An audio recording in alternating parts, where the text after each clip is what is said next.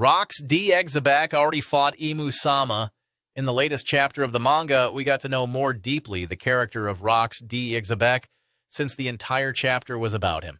The first thing emphasized about this character, Xebec, was his ability to use Conqueror's Haki, because just like what we saw in Chapter 966, during the fight between Roger and Whitebeard, where the key could coat their attacks with Conqueror's Haki, it was exactly the same thing Xebec did in the latest chapter when he attacked the young Loki. It was also noticeable in Xebec's traits how similar he is to Luffy.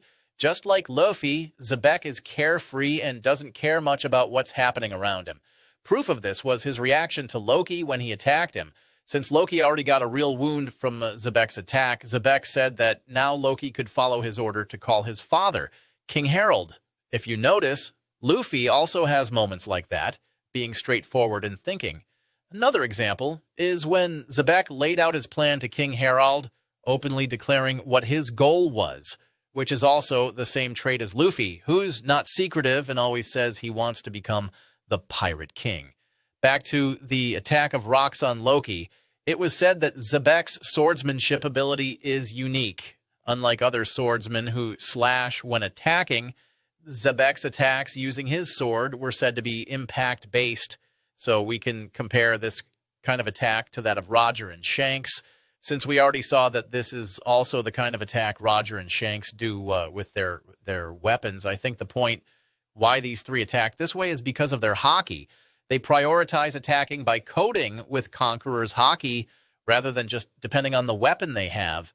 In short, no matter what weapon they use, as long as their Haki is stronger than their opponents, they'll still win. In the next scene, we saw that Xebec was already inside Pangaea Castle. As stated by the narrator, Xebec already knew at this moment that he couldn't defeat Imu, so he just escaped and made a threat that one day he would come back for him. So in this scene, we also saw how Imu looked when he finally faced Xebec.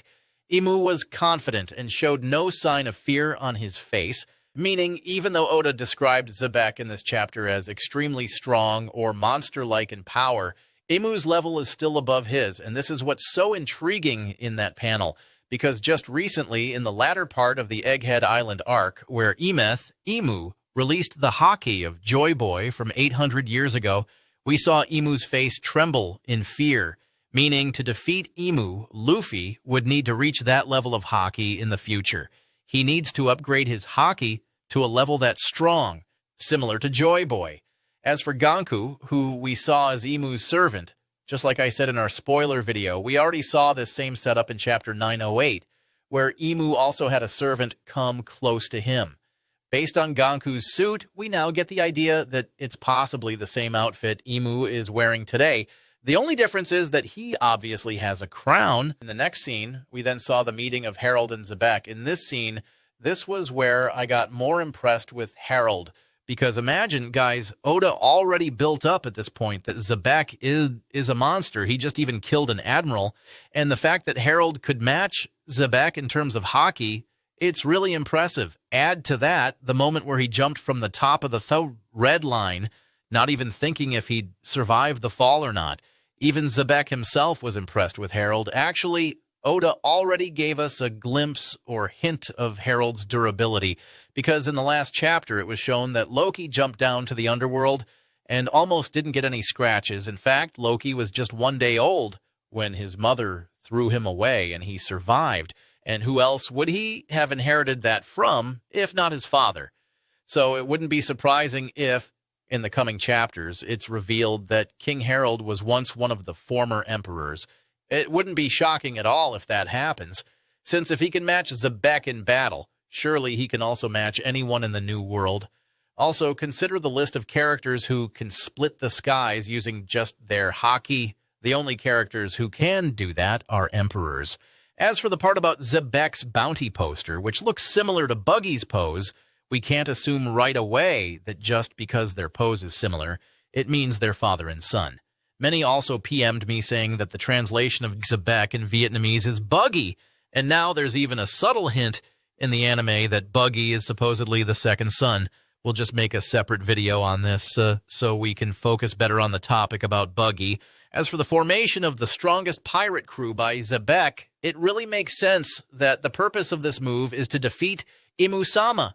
It's like Xebec witnessed firsthand how strong Imu is when he visited the Room of Flowers, and since he knew he couldn't defeat that monster alone, he made a way to gather the strongest beings in the world.